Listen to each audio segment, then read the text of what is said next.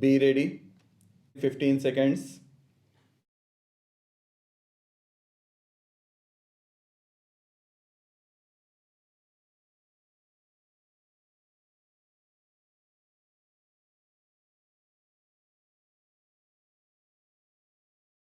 I am happy to be here to launch the Gramodaya project for the Gonda district, which is one of the backward areas of Uttar Pradesh.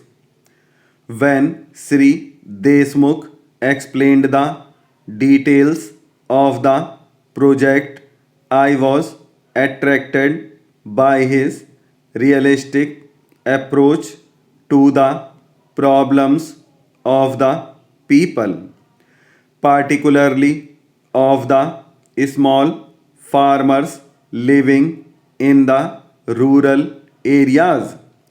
I readily responded to his request to be with you here today and to spend a day in the familiar rural surroundings. I am humble Kisan myself and live in a small village which is very similar to the kind of villages you have in this district. When I was not at the Rashtrapati Bhavan, I was like you, working day and night in my fields in the scorching sun and rain. I come from a part of the country which is prone to famine, and I personally know the hardships of life in our villages and the many problems which a small kisan faces daily.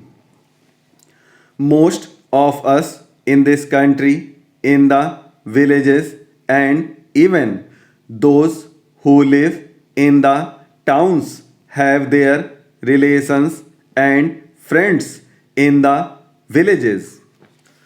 All of us know the pleasure of returning to our village homes after being away for some time.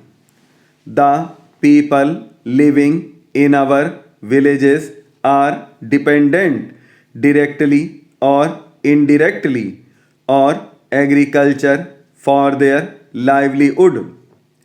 We in villages produce food and make very little demands on our national resources, though our needs are many. Sufficient attention has not been paid to the rural areas as to the organized sections of our society like workers in the offices and industrial establishments living in our cities and towns, because people living in the rural areas are not organized and vocal. They are unable to present a full and coordinated picture of their basic requirements. Their claim to better conditions of living and an improved quality of life is not as widely appreciated as it should be.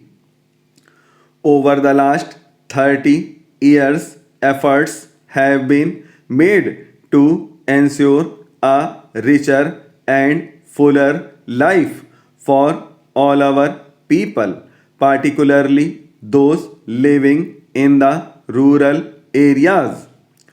Looking back over the 30 years since independence, it is a pity that after so many years, the benefits of the planned development have not reached our people in the villages.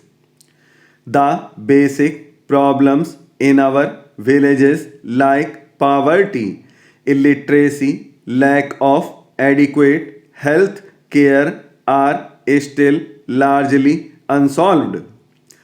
Our efforts at land reforms over these many years have reduced the number of big landholders who often are absentee landlords and manage to get along whichever government is in power. We now have many small and marginal farmers whose holdings are less than 5 acres of unirrigated land or 2.5 acres of irrigated land. Even if these limits were to be doubled, the resultant holding would not be sufficient to support the farmer and his family with some surpluses to help him to improve his standard of living, educate his children in a neighboring city or town, and generally live in better comfort.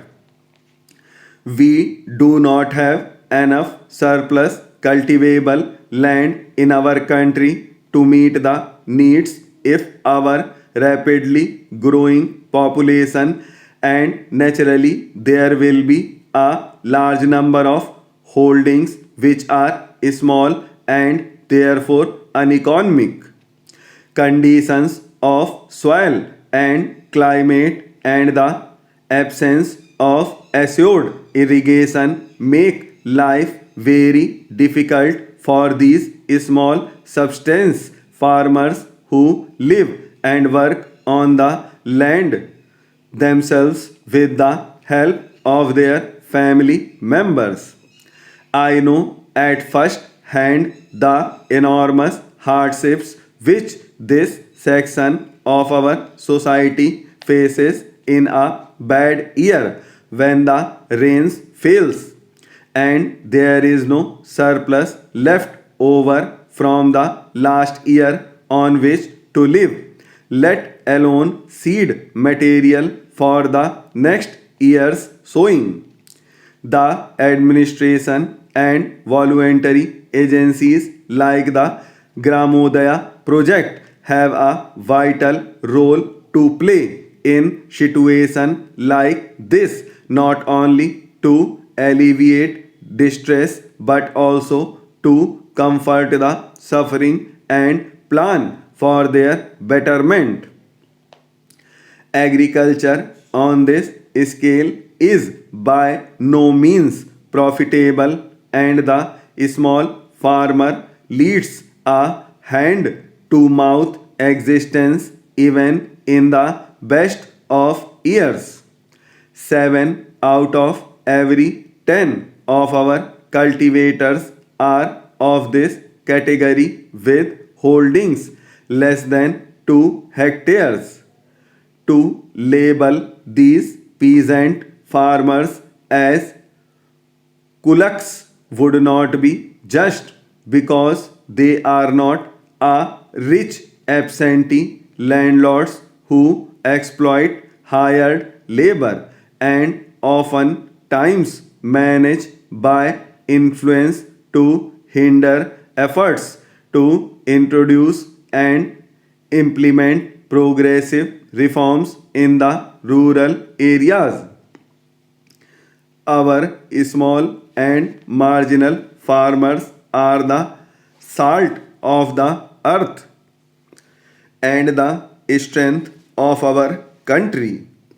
They produce food for the nation, overcoming all obstacles and handicaps they suffer from.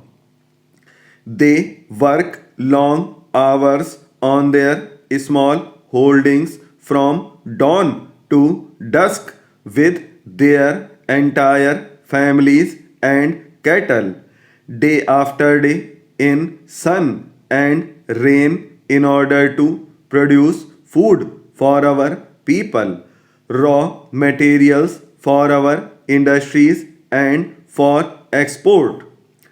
They are the worst sufferers due to the failure of the rains, etc.